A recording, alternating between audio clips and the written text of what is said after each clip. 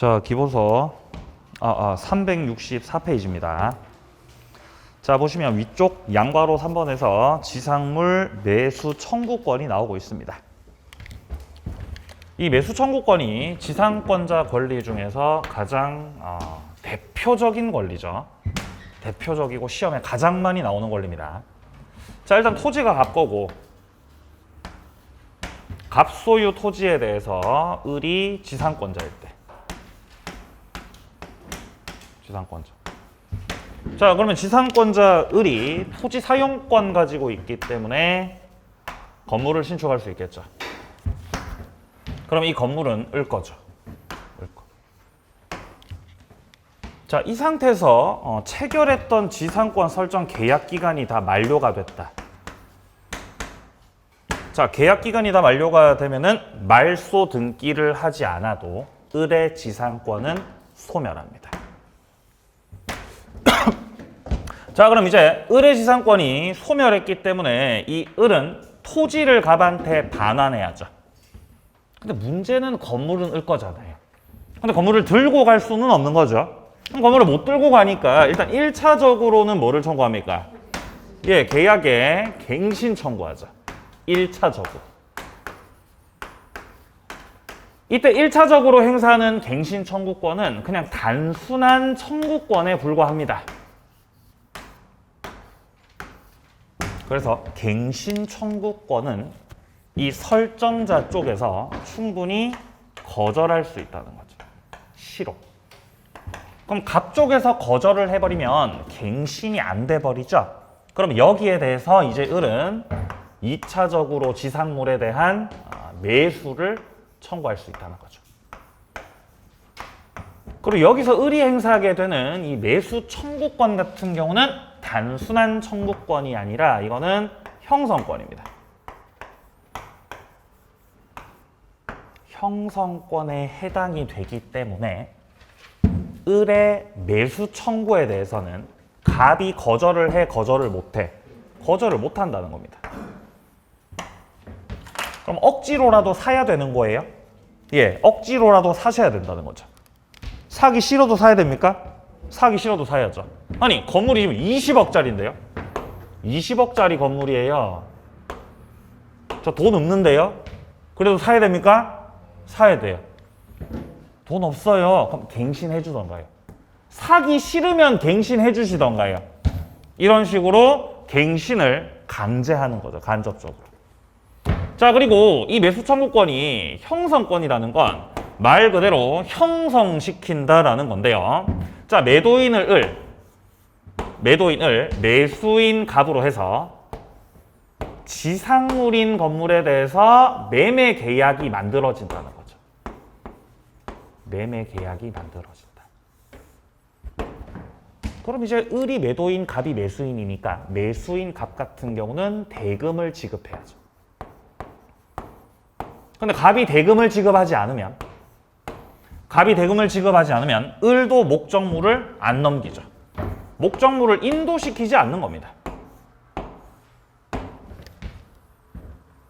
그러면 을이 계속해서 목적물을 넘기지 않고 여기서 을이 해왔던 장사를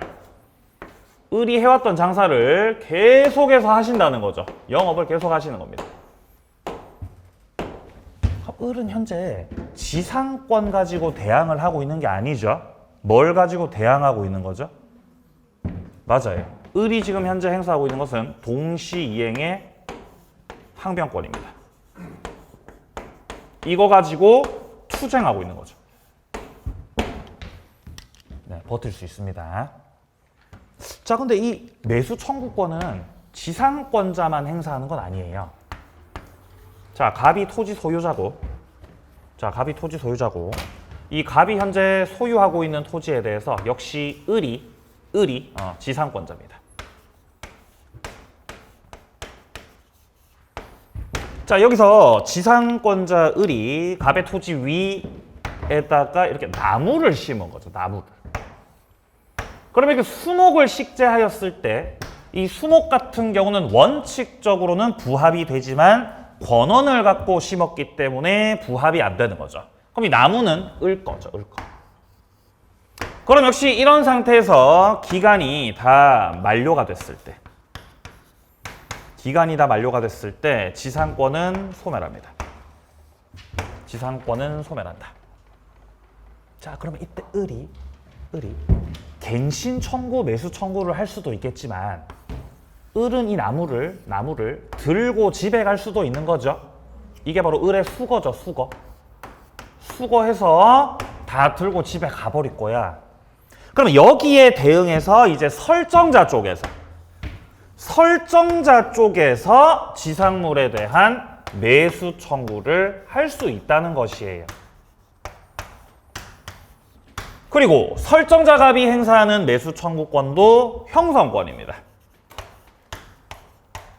특별히 다르게 정함이 없는 한은, 특별한 사정이 없는 한은 을이 역시 거절을 해, 거절 못해. 거절 못하고 팔고 가야 됩니다. 자, 조문 읽고 넘어갈게요. 283조입니다. 1항. 지상권이 소멸한 경우에 건물 기타 공작물 수목이 현존할 때 지상권자는 계약의 갱신을 청구할 수 있다. 요게 먼저 1차적인 갱신 청구죠. 자, 그리고 2항에서 지상권 설정자가 계약의 갱신을 원하지 않을 때는 우리 지상권자께서 2차적으로 상당 가액 전항의 공작물이나 수목의 매수를 청구할 수 있습니다. 자, 내려갑니다. 285조를 보면은 1항에서 지상권이 소멸했을 때 일단 지상권자는 건물 기타 공작물 수목을 수거해서 토지를 원상에 회복시켜야 됩니다. 그래서 나무를 다 뽑아가겠다고 하니까 지금 2항에서 지상권 설정자 쪽에서 상당 가액을 제공해서 매수 청구를 하고 있죠. 이건 지금 설정자 쪽에서 매수 청구하고 있는 거죠. 여기에 대해서도 역시 거절을 할 수가 없어요. 자, 밑에 효과에서 동그라미 3번의 효과에서 지상물 매수 청구권이 형성권이다라는 거 확인하시고요. 그리고 동그라미 4번에 강행 규정이다라는 것도 확인을 합니다. 특약으로 배제를 못하죠. 자, 다음 이제 오른쪽 페이지 가서 03번에 보시면은 지상권자의 여러 가지 권리들이 열거되고 있습니다. 먼저 첫 번째 권리입니다. 토지를 사용하는 권리가 있다. 토지 사용권이죠. 당연히 객체가 토지입니다. 자, 내려갑니다. 양괄호 2번 보세요. 건물이 멸실해도 지상권은 존속한다. 아니, 건물이 부셔졌는데 지상권은 어떻게 존속할 수 있는 거죠? 어떻게 그게 가능한 거예요? 객체가 토지여서. 맞습니다. 객체가 뭐여서? 객체가 토지여서. 맞아요. 객체가 토지여서. 건물이 부셔져도 지상권은 소멸하지 않는다는 겁니다. 자, 밑에 핵심 판례 확인합니다. 지상권은 타인의 토지를 이용하는 것을 본체적 내용으로 하는 권리이기 때문에 현재 공작물, 건물, 수목이 없어도 지상권 유효하게 성립한다. 기존에 건물, 공작물이 멸실하여도 지상권은 계약 기간까지 여전히 존속하게 된다는 것입니다. 자, 밑으로 내려갑니다. 양괄호 3번. 토지에 대한 유지, 관리 의무는 누가 부담하느냐? 지상권자가 부담합니다. 토지를 유지하고 관리를 지상권자 스스로 하셔야 되기 때문에 우리 지상권자는 필요비 상환 청구를 할 수가 없어요. 다만 그 밑에 나오고 있는 유익비 상환 청구는 할 수가 있다는 거죠. 안 나오네요, 그죠? 안 나와요, 안 나와요. 자, 밑에 동그라미 3번에서 지금 둘째 줄에 보시면은 필요비 상환 청구 못 한다고 하죠. 그 밑에 추가하세요. 뭐는 청구할 수 있다고? 유익비 청구는 할 수 있다고. 네, 넘어가세요. 2번 확인합니다. 자, 지상권자의 물권적 청구권입니다. 자, 여기서 행사하겠다는 이 물권적 청구권은 소유권에 기한 물권적 청구권 준용을 말하는 거죠. 213조하고 214조를 가지고 와서 지상권에 기한 반환 청구, 제거나 예방 청구를 할 수 있습니다. 자, 그리고 양괄호 1번에 보시면 지상권과 점유권에 기한 물권적 청구권이라고 돼 있죠. 자, 동그라미 2번에 보세요. 동그라미 2번에 보시면은 토지 지상권을 제3자가 침해해서 무단 건물 신축했을 때 지상권자는 본권인 지상권에 기한 물권적 청구권 행사를 할 수도 있고, 지상권자도 목적물을 점유하고 있기 때문에 점유권에 기한 물권적 청구권 행사도 가능하다는 거죠. 이때 점유권에 기한 물권적 청구권을 점유보호 청구권이라고 그러죠. 자, 점유보호 청구권은 204조, 205조, 206조. 요거 말하는 거죠. 이것도 지상권자가 행사 가능하다라는 거죠. 자, 내려갑니다. 3번입니다. 상린관계가 준용되죠. 자, 상린관계는 여러 가지가 있겠지만 우리 시험 관련해서는 주의 토지 통행권, 그게 대표적이었죠. 그게 다 준용된다는 겁니다. 5번으로 내려갑니다. 처분의 자유가 있다. 여기서 지상권자가 처분한다라는 건 지상권을 다른 사람한테 양도하거나, 지상권을 양도하거나, 아니면 지상권에다가 저당권 설정을 하거나,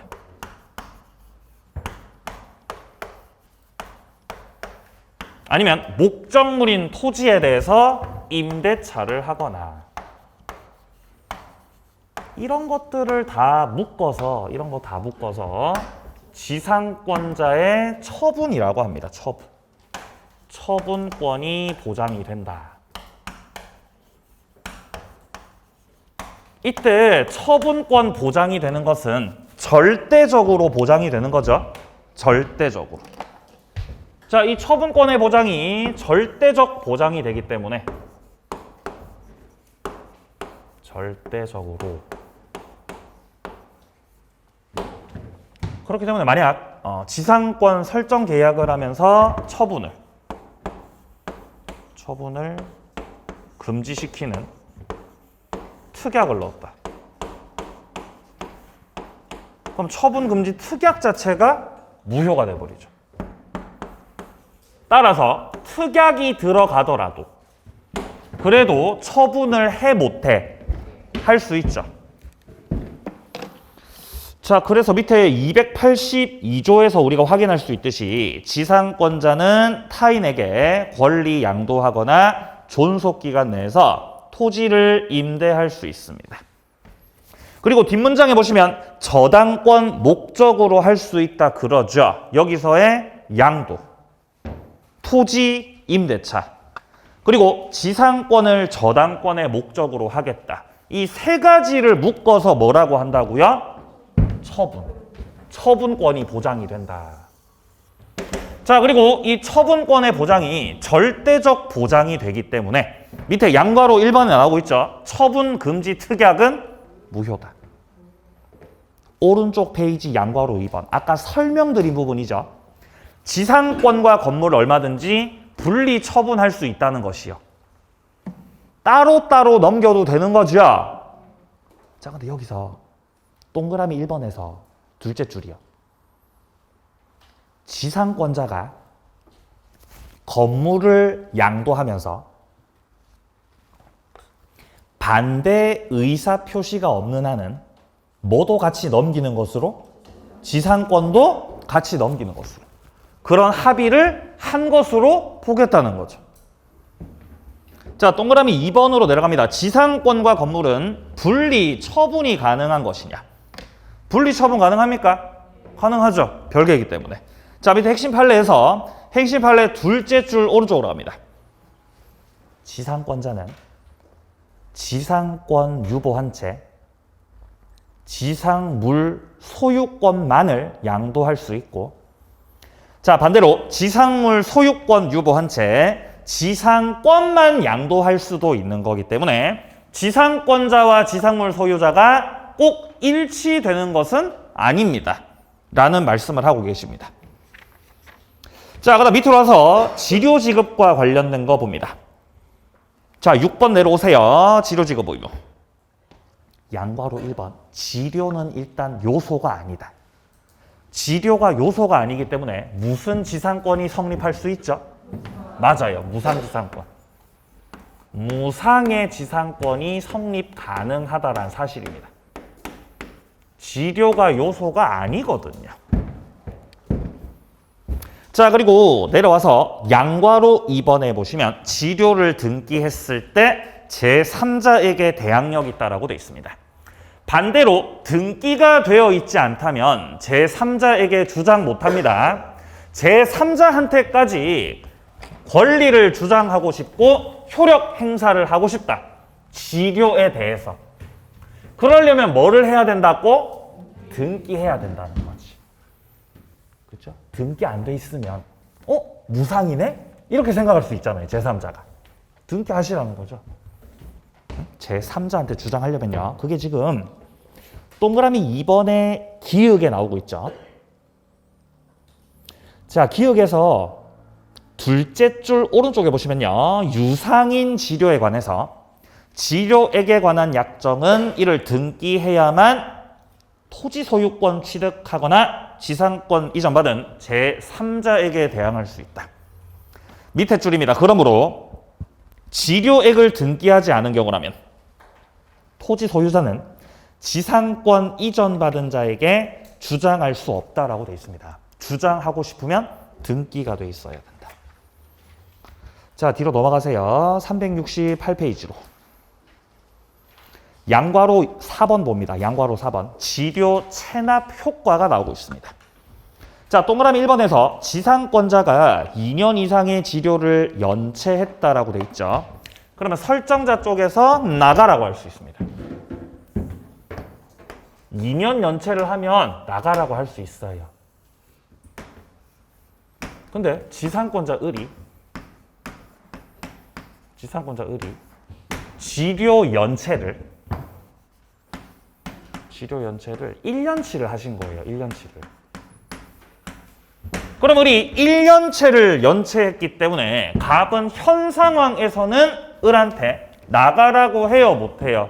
못하죠. 나가라고 못합니다. 1년 더 연체가 돼야 되죠? 근데 그러다가 토지 소유자가 병으로 바뀌었어요. 그럼 이 병이 토지 양수인이죠. 이때 토지 양수인 병이 소유자로 바뀐 다음에 을이 여기서 다시 연체한 겁니다. 1년치를 다시 연체하셨다. 그러면 합산하면은 2년 연체를 한 거잖아요. 그럼 여기서 병이 을 상대로 해서 야, 너 나가. 지상권에 대해서 과연 소멸, 청구를 할 수 있는 것이냐. 어떻습니까? 이거 할 수 있습니까? 못합니까? 못하죠. 합산해서 주장할 수 없습니다. 여기서 병이 을 상대로 연체를 원인으로 소멸 청구를 하려면은 병이 소유자일 때 2년 연체가 돼야 되는 겁니다. 그러니까 여기서 1년치가 더 연체돼야 된다는 거죠. 이렇게 1년치가 더 연체됐을 때 병이 토지 소유자일 때 2년 연체가 된 거잖아요. 이렇게 되고 나서야 병이 을한테 소멸 청구를 할 수가 있다는 거죠. 자, 그 내용은 지금 어디에 나오고 있냐면은 동그라미 2번에 나오고 있습니다. 동그라미 2번. 토지 양도 전후에 걸쳐서 지료 연체한 경우 나와 있습니다. 자, 여기 밑에 핵심 판례를 확인해 보자. 자, 지금 셋째 줄에 보시면요. 셋째 줄 중간에 보시면은 지상권자의 지료지급 연체가 토지 소유권 양도 전후에 걸쳐서 이루어졌을 때 토지 양수인에 대한 연체 기간이 2년이 되지 않는다면 토지 양수인은 지상권 소멸 청구를 할 수가 없다라고 되어 있죠. 자, 더 내려가세요. 동그라미 3번. 지상권이 저당권의 목적일 때.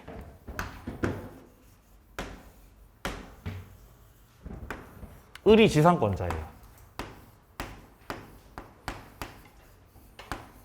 근데 그 을의 지상권을 목적으로 해서 지금 저당권자가 들어와 있다는 거죠. 이렇게.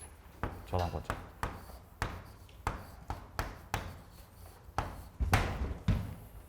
그러면 지상권자 을은 을구란 1번에 들어가 있겠죠. 1번. 그럼 얘는 어떻게 들어가 있어요? 1의 1이죠. 그죠? 1-1이죠. 1-1. 근데 이 상태에서 얘가 지료를 연체했다는 거예요. 2년치를 연체한 겁니다. 2년치 연체. 그럼 을이 여기서 2년치를 연체했으니까 지상권 설정자 갑의 입장에서는 나가라고 할 수 있겠죠. 지상권 소멸 청구를 할 수 있다는 거예요. 그러면 갑이 여기서 지상권자한테 소멸 청구를 해서 지상권이 소멸하면 얘도 어떻게 되죠? 소멸이잖아요. 근데 지료를 안 낸 건 을의 잘못이잖아요. 그것 때문에 병까지 권리가 없어지는 건 좀 억울할 수 있지 않습니까? 그래서 이런 경우는 이 소멸 청구를 할 때 그를 목적으로 하는 저당권자한테 통지를 해주라고 돼 있습니다. 통지를 해줘라. 알려줘야 된다는 거예요. 그럼 병한테 뭐하러 알려주는 거죠?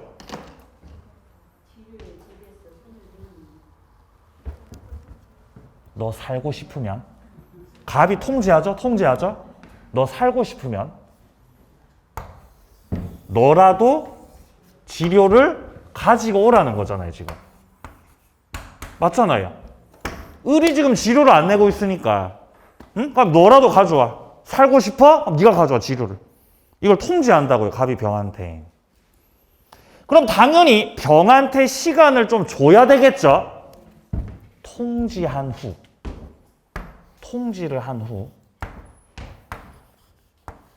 즉시 효력이 생기는 것이 아니고 상당 기간이 경과하고 나서 경과되고 나서 효력이 생기는 거예요. 즉시 아닙니다. 예, 자 그대로 확인해 보자.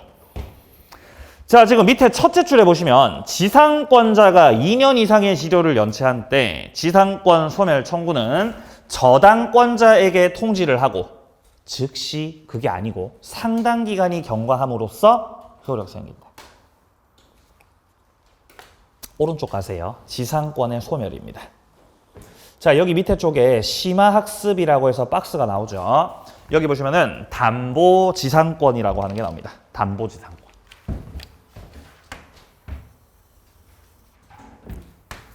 자, 갑이 나대지를 가지고 있어요. 갑이 나대지를 가지고 있습니다. 그리고 그 나대지를 담보로 제공했어요.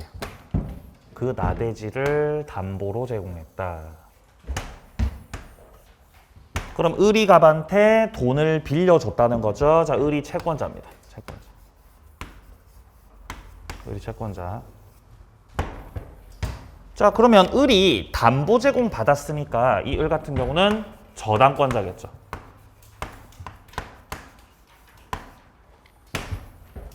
근데 이때 을이 저당권 설정을 받으면서 저당권에서 끝나는 게 아니고 여기서 지상권까지 설정을 받더라는 거예요.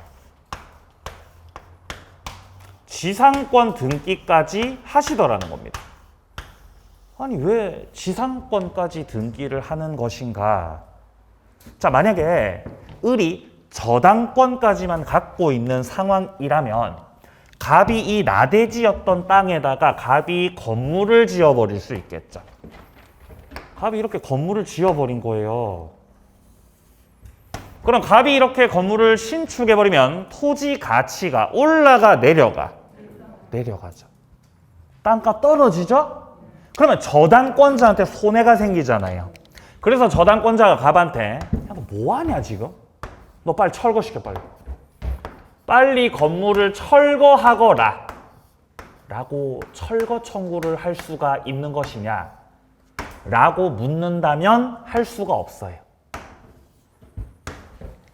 저당권이 설정돼 있더라도 토지를 사용하고 수익하는 것은 설정자 갑입니다.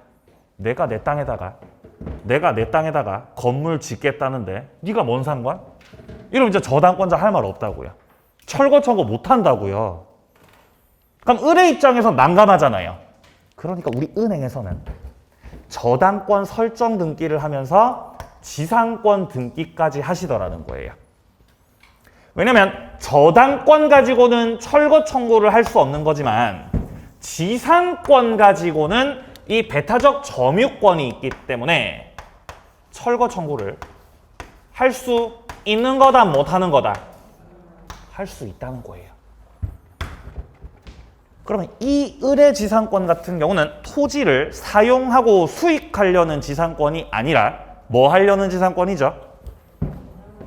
담보하려는 지상권이죠. 그래서 이걸 담보지상권이라 그래요. 담보 목적의 지상권이다라고 하는 거예요. 역시 이 은행은 정말 머리가 좋죠. 그렇죠? 머리 좋잖아요. 우리가 생각하지 못하는 것들을 생각을 하고. 정말 대단하신 분들이죠. 예. 그럼 이 경우에는 이 지상권이 사용 수익 목적의 지상권이 아니어서 이 을이 점유를 하진 않습니다. 을이 점유를 하진 않는다. 자, 만약에 이 토지를 누군가 무단 사용을 했다. 예를 들어서 뭐 A라고 하는 할머니가 오셔가지고 여기를 무단으로 사용했다. 그럼 무단으로 사용했으니까 사용료 달라고 할 수 있겠죠? 사용료 달라고 갑이 청구해야 되겠어요? 을이 청구해야 되겠어요? 갑이 청구해야죠. 지금 땅을 누가 사용하고 있죠? 누가 정당하게 사용할 권리가 있죠? 이 땅에 대해서? 갑한테 권리 있는 거죠? 얘는 사용해 안 해? 얘는 사용 안 하죠. 이 지상권은 유상이겠어요? 무상이겠어요? 무상이죠. 지료 받아 안 받아? 지료 안 받아요. 그냥 형식적으로 일단 지상권자로 등기를 해 놓은 거죠. 담보 목적으로. 무상이고요. 무단 사용을 했더라도 A한테 사용료 달라고 청구하는 거는 갑이 청구해야 되는 거지 담보 지상권자가 청구하는 것은 아닙니다. 그러면 이 담보 지상권은 언제 끝나는 겁니까? 그거는요. 갑이 돈 다 갚으면 됩니다. 갑이 돈을 싹 다 갚아버리죠. 변제를 해버린다. 갑이 여기서 변제를 싹 해버리면 을이 갖고 있었던 채권이 없어지죠. 그러면 을의 채권이 없어지면서 이 말소 등기 안 해도 저당권 어떻게 돼요? 저당권 없어지잖아요. 이 지상권도 담보 목적이었기 때문에 말소 등기를 안 해도 없어져 버리는 겁니다. 이렇게 끝나는 거예요. 네, 채권의 소멸과 함께. 자, 1번부터 확인합니다. 근저당권 설정을 하면서 당사자들 간에 토지에 차후 건물 신축이나 용익권 설정돼서 건물을 신축함으로써 토지 담보 가치가 저감되는 걸 방지하기 위한 주요 목적으로 해서 은행인 채권자 앞으로 근저당과 아울러 지상권까지 설정했다면 이 지상권은 사용수익 목적의 지상권이 아니라 채권 담보의 목적이라서 이걸 담보지상권이라고 합니다. 자, 이것은 지금 단락에서 셋째 줄 오른쪽에 나오고 있죠. 피담보 채권이 변제로 소멸하게 되면 지상권도 같이 없어집니다. 자, 밑으로 내려가세요. 3번. 자, 3번에서는 둘째 줄 오른쪽이요. 둘째 줄 오른쪽. 담보지상권자는 제3자가 토지를 사용한다라는 그 사정만으로는 어떤 손해가 생겼다고 볼 수 없다는 거예요. 왜냐하면 지도 사용 안 하거든요. 그렇죠? 원래 너 사용 안 했잖아. 자, 그러니까 부당이득 반환 청구나 임료 상당의 손해배상 청구를 할 수가 없다라는 사실입니다. 자, 뒤로 넘어갑니다. 자, 5번 봅니다. 5번. 제3자가 토지 위 건물을 건축하는 경우에 제3자가 지상권자에게 대항할 수 있는 권원을 가지고 있다는 특별한 사정이 없는 한 지상권자는 방해 배제 청구로서 신축 중인 건물에 대해서 철거 그리고 대지 인도를 구할 수 있는 겁니다. 그렇죠? 그러니까 만약에 갑이 여기다가 건물 지으면 이 건물 뭐 하라고 청구한다고요? 철거하시라고. 철거하시라고 청구할 수 있다고요. 당연한 거죠. 그럴라고 지상권자가 된 거지 않습니까? 그럴 목적으로. 자, 이제 밑에 보시면은 1번하고 2번은 아까 앞에서 다 설명했던 것들이고요. 자, 3번에 보시면 유익비 청구 나오고 있죠. 필요비는 청구할 수 없다 했습니다. 근데 뭐는 청구할 수 있다고? 유익비 청구는 가능하다고. 예. 여기까지가 지상권과 관련된 일반적인 내용들입니다. 일반적 내용들. 자, 그럼 이제 일반적인 지상권을 지나서 이제 특수한 지상권들. 특수 지상권들 볼게요. 자, 첫 번째 특수 지상권은 구분 지상권입니다. 구분 지상권. 자, 여기서부터는 특수예요. 특수 지상권. 자, 첫 번째는 구분 지상권. 별로 안 중요해요. 구분 지상권. 자, 기본적으로 구분 지상권이라고 하면 우리가 지상권은 이 토지의 지표면을 활용하는 거죠. 토지의 지표면을 활용하는 건데, 자, 만약에 여기에 철탑이 있고, 여기 철탑이 이렇게 있어요. 철탑이 이렇게 있고, 여기에도 뭐 철탑이 있다 이렇게. 송전탑. 그럼 이 위로 줄이 이렇게 연결돼, 전기줄이 연결돼 있잖아요. 이렇게. 마구마구 연결돼 있겠죠. 그럼 그래서 여기서 요 땅을 갑이란 사람이 소유하고 있다. 그럼 우리 한전에서는 갑 땅의 지표면을 쓰고자 하는 게 아니라 이 공중공간, 요 공간을 쓰려고 하는 거죠. 그때 필요한 게 공간적 범위를 정해서, 자, 지상공간 여기서부터 여기까지를 좀 사용할게요. 이렇게 정해서 쓰는 거. 이런 걸 무슨 지상권이라고 한다? 구분 지상권이라고 하는 겁니다. 아니면 지상공간이나 지하공간일 수도 있겠죠. 지하공간. 그죠? 밑에 뭐 지하철 같은 거 다닐 때. 자, 이때 구분 지상권 같은 경우는 다른 건 몰라도 되고 한 가지만 아시면 됩니다. 한 가지. 자, 구분 지상권은 수목을 소유할 목적으로는 설정을 할 수가 없다. 요거 한 개만 정리하고 넘어가면 됩니다. 수목 소유 목적으로는 설정할 수가 없다. 다른 것도 몰라도 돼요. 왜 수목 소유는 안 되는 거죠? 왜 안 돼요? 위라세요? 위에 뭐요? 나무를 공중에 띄울 수 있어요, 없어요? 그게 안 되죠. 나무는 반드시 지표면에 있어야 되는 거죠. 뜰 수가 없잖아요. 나무 어떻게 공중에 떠 있을 수 있어요? 나무를 이렇게 지하에 처박으면 돼요, 안 돼요? 안 되잖아요. 그래서 수목 소유 목적으로는 안 된다는 겁니다. 건물이나 공작물은 가능하지만 수목은 안 된다. 그게 지금 371페이지 밑에 쪽 특징 여기서 나오고 있습니다. 특징에서요. 확인하시고요. 자, 뒤로 넘어갑니다. 자, 두 번째 특수지상권은 분묘기지권입니다. 자, 분묘기지권은 이런 겁니다. 자, 일단 토지가 갑의 소유. 자, 여기에 갑 소유의 토지가 있는데 갑의 토지를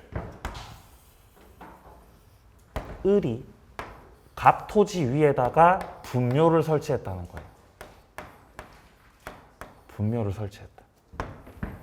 그렇다면 분묘를 설치한 을이 분묘를 소유하죠. 을이 분묘를 소유하게 됩니다. 근데 이 땅이 지금 남의 땅이잖아요. 남의 땅인데 남의 땅 위에 어떤 지상물을 을이 소유하고 있는 거죠.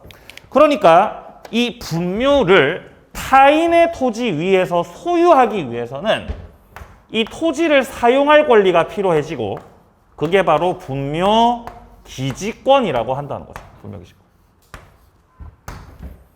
그러니까 분묘 기지권은 결국 토지 사용권이에요. 토지를 사용하는 겁니다. 그래서 분묘 기지권은 대단히 지상권과 유사한 거죠. 지상권과 대단히 유사하다. 거의 비슷하죠. 지상권 같은 경우도 지상물, 소유를 위해서 뭐를 사용하는 거죠? 토지를 사용하는 거잖아요. 분묘 기지권도 마찬가지예요. 이 분묘를 소유하기 위해서 뭐를 사용하는 것? 토지를 사용하는 것. 그게 분묘 기지권이라고, 그게. 자, 그리고 지상권과 유사하면서도 또한 관습법상에서 인정되는 물건입니다. 자, 지상권과 유사하고 관습법상의 물건이다라는 거. 이게 기본적인 분묘 기지권의 성질입니다. 성질. 그럼 분묘 기지권자는 토지를 점유할 때 자주 점유하는 거예요? 타주 점유하는 거예요? 타주예요, 자주예요? 타주죠. 타주. 얘는 토지를 타주 점유하는 거예요. 왜냐하면 토지를 소유하는 거니까 토지를 빌려 쓰는 거니까. 토지를 빌려 쓰는 거기 때문에 이거는 타주 점유라는 거죠. 자, 의 확인합니다. 개념. 타인의 토지 위에 분묘를 설치했을 때 그 분묘를 소유하기 위해서 그 기지를 사용할 수 있는 지상권 유사의 물건이 발생하게 되고 이를 분묘기지권이라고 한다. 양괄호 2번을 확인합니다. 관습상 물건이고요. 등기 필요 없다고 돼 있는데 더 엄밀히 말하자면 등기는 불가능합니다. 등기가 불가능해요. 왜냐면 관습법상 인정된다라는 이 말 자체가 분묘기지권이라는 것이 민법에 규정돼 있지 않다는 거거든요. 규정되어 있지 않다. 규정이 안 돼 있고 관습법상 인정된다는 건 판례에서 인정하고 있다는 거죠. 판례에서. 그러니까 판례에서 판사님이 야, 분묘기지권은 물건이야 라고 해서 물건이라고요, 이게. 그러니까 등기소 가서 저 분묘기지권 등기하러 왔는데요. 그럼 공무원이 나가세요 이럴 거라고요. 등기 불가입니다. 등기 불가. 자, 밑에 내려갑니다. 파랑 색깔 2번 보세요. 분묘기지권이 성립하는 경우라고 나와 있죠. 자, 분묘기지권을 취득하는 방법.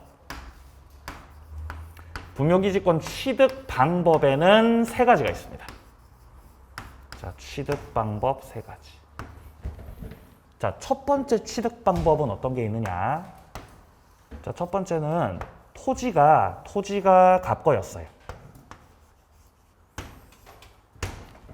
근데 을이 갑을 찾아왔어요. 선생님, 제가 선생님 땅에다가 분묘를 좀 설치해도 되겠습니까? 라고 을이 동의를 구했어요. 선생님, 분묘를 좀 설치해도 되겠습니까? 그러니까 갑이 예, 그렇게 하십시오 라고 갑이 승낙했을 때. 네, 그럼 뭐 기간은 언제까지로 하고 뭐 지료는 얼마로 합시다 라고 당사자가 뭐 한 거예요? 합의하고 있는 거죠. 네, 이러면 이제 을이 분묘 기지권자가 됩니다.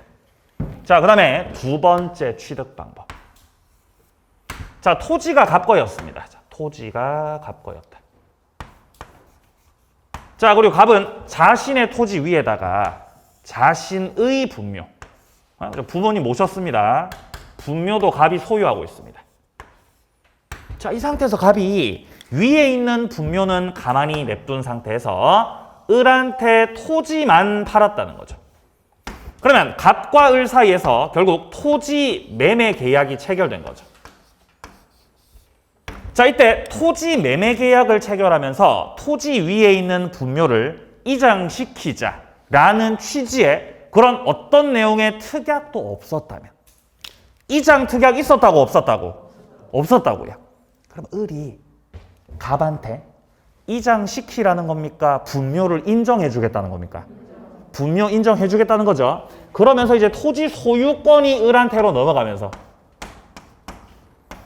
토지 소유권 을한테 넘어가면서 자연스럽게 이 갑은 분묘 기지권자가 되는 것이에요. 이게 두 번째 취득 방법이에요. 자, 그리고 논란이 많았던 세 번째 취득 방법. 자, 세 번째 취득 방법은 이런 거예요. 토지가 있었다. 그리고 토지가 갑 거였다. 자, 그런데 갑 소유 토지 위에 이번에는 을이 분묘를 설치했는데 그냥 설치한 거예요. 그냥 제 멋대로 설치했다는 거지. 자, 분묘를 그냥 설치했는데 문제는 20년이 흘렀던 거예요. 이렇게 20년이 흘렀을 때는 이 분묘 기지권을 시효를 통해서 취득할 수 있습니다. 분묘 기지권의 시효 취득. 요게 세 번째 취득 방법입니다. 자, 분묘 기지권 시효 취득은, 이 시효 취득은 원래 소유권 취득을 하는 거였죠. 우리 지난 시간에 했잖아요. 245조 1항에서. 시효를 통해서 소유권 취득을 하려면 20년 동안 소유의 의사를 가지고 평온하게 공연하게 점유를 한 자는 뭐를 함으로써? 등기를 함으로써 뭐를 취득하죠? 소유권 취득한다. 맞아요. 바로 그거예요. 소유권을 취득한다. 이게 245조 1항의 내용이었죠. 20년 자주 평온 공연 점유한 자 등기함으로써 소유권 취득한다. 자, 이렇게 245조 1항에서 적용돼 있던, 규정돼 있던 이 소유권의 시효 취득을 분묘 기지권에도 적용시켰다는 거예요. 그러니까 그냥 분묘를 설치해도 몇 년 버티면?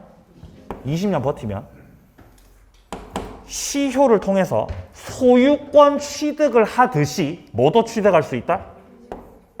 분묘 기지권을 취득할 수 있다고요. 20년 버티면요. 그대로 적용시킨 거예요, 판사님이. 근데 문제가 있었어요. 20년간 점유는 할 수 있죠. 근데 자주? 분묘기지권은 태생적으로 자주점유, 타주점유. 태생적으로 타주잖아, 태생적으로. 근데 어떻게 자주점유를 합니까, 판사님? 시효치도 못해요. 아, 그래? 그럼 요건에서 빼라. 그럼 자주점유를 요건에서 빼버리면 되겠네.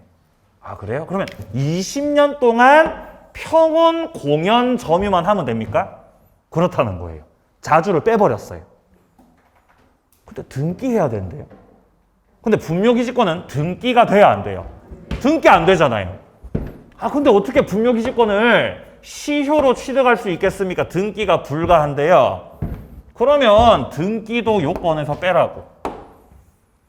그래서 결론적으로 20년 평온 공연하게만 시간이 흐르면은 분묘기지권자가 될 수 있었던 겁니다. 그럼 이제는 소유권 취득을 하는 것이 아니라 뭐를 취득하는 것이다? 분묘기지권 취득한다고요. 20년 지나면. 그러니까 이게 문제가 많은 거예요. 왜 문제가 많죠? 온 산이 다 무덤이어서. 온 산이 다 무덤이어서 문제가 생기는 거예요. 그리고 이 갑의 입장에서는 이 땅이 자기 땅이잖아요. 자기 땅인데 여기를 을이 20년 버티고 있다고 해서 사용하고 있는 거잖아요. 근데 시효로 취득했죠? 지료 지급 안 합니다. 무상이라고요. 사용료도 안 내요. 그럼 열받잖아요. 그죠? 예. 그럼 존속기간 몇 년이냐, 존속기간? 존속기간 몇 년이죠? 없어요. 수호봉제사를 계속하는 한 존속기간은 계속됩니다. 그럼 갑이 이 땅을 팔고 싶어도 땅이 팔려, 안 팔려? 안 팔리죠. 왜냐면 분묘기지권은 엄연히 물권입니다. 엄연히 분묘기지권이 물권이기 때문에 다른 제3자한테까지도 주장할 수 있는 거라고요. 그러니까 갑의 입장에서 난감한 거죠. 그리고 온 산이 무덤이라는 거지. 그래서 이 분묘기지권의 시효 취득을 막기 위해서 법률이 제정됐잖아요. 장사 등에 관한 법률이. 이 법률이 제정됐죠. 그래서 장사 등에 관한 법률이 제정되면서 이제 더 이상은 이 분묘기지권을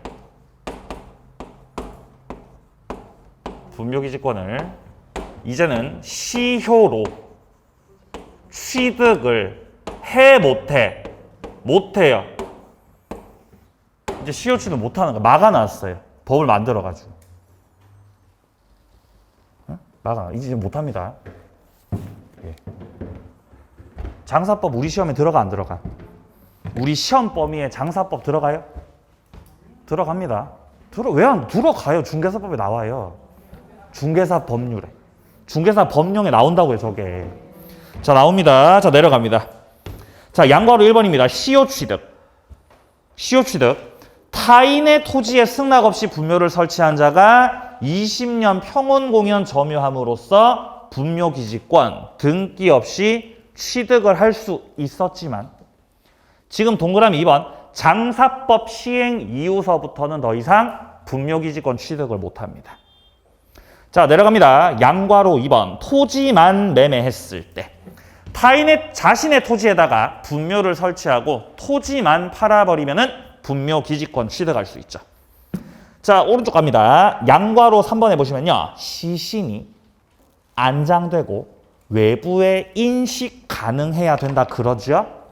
분묘기지권이 되려면 이렇게 봉분이 있어야 돼. 봉분. 자, 이렇게 봉분이 있어야 합니다. 그리고 이 봉분이 바로 분묘기지권에 대한 공시 방법이에요.